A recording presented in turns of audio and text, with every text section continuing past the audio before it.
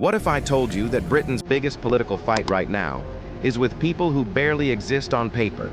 Every day you hear it. Small boats, illegal crossings, channel invasions. The headlines are loud, the words are harsh, and the fear? Manufactured. Do you know how many asylum seekers the UK actually takes in compared to Europe? According to the UK Home Office, Britain accepts far fewer refugees per person than countries like Germany, France, or even Sweden. But you wouldn't know that from the daily outrage, because this isn't really about numbers, it's about narrative. In recent years, immigration has become the political centerpiece in Britain, not because of an actual crisis, but because it's an effective distraction. Let's look closer. Small boat arrivals across the English Channel have dominated news cycles, but these crossings make up less than 10% of all migration into the UK. And even among them, most are people escaping real danger: war, persecution, or torture.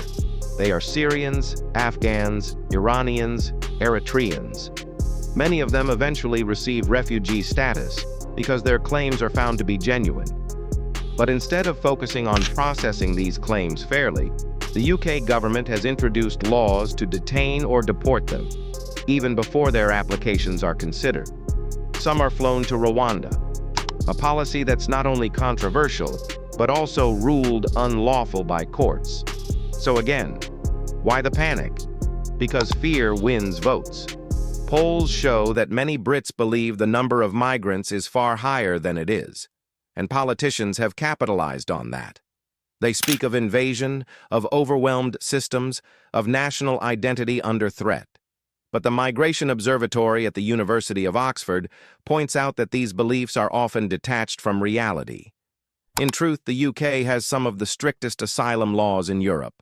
And those who do come here, they often contribute not just to the economy, but to essential sectors like healthcare, construction, and delivery.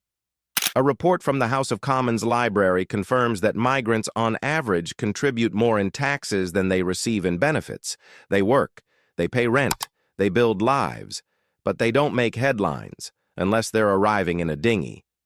Media outlets, especially certain tabloids and right-wing platforms, have played a massive role in shaping public fear.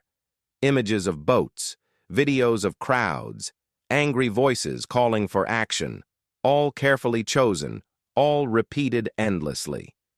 Take the recent outrage over hotels housing asylum seekers. A viral clip showed migrants in comfortable rooms. What it didn't show? Many had been waiting for months, even years, just to have their claims reviewed. Some were victims of trafficking, others were unaccompanied minors. But those details don't trend. Instead, the public gets anger, and the government gets cover. Because while the country focuses on small boats, it isn't talking about failing hospitals, or unaffordable housing, or the cost of living crisis crushing families. The NHS backlog isn't caused by refugees. Rising rents aren't driven by asylum seekers. Yet these migrants are blamed, not because it's true, but because it's useful. This is no longer about immigration. It's about distraction, a political tactic, a media echo chamber. A nation staring at the channel, while the real problems pile up at home. Britain is not under siege. It's just being misled. Because the people crossing that water, they are not invading. They are escaping. And the real crisis? It's not on the boats. It's in the halls of power. If you found this story worth hearing, then help more people hear it too. Hit subscribe, tap the like button, and share this video so the real story doesn't get drowned out by the noise. This was Inside Nations, where headlines end and truth begins.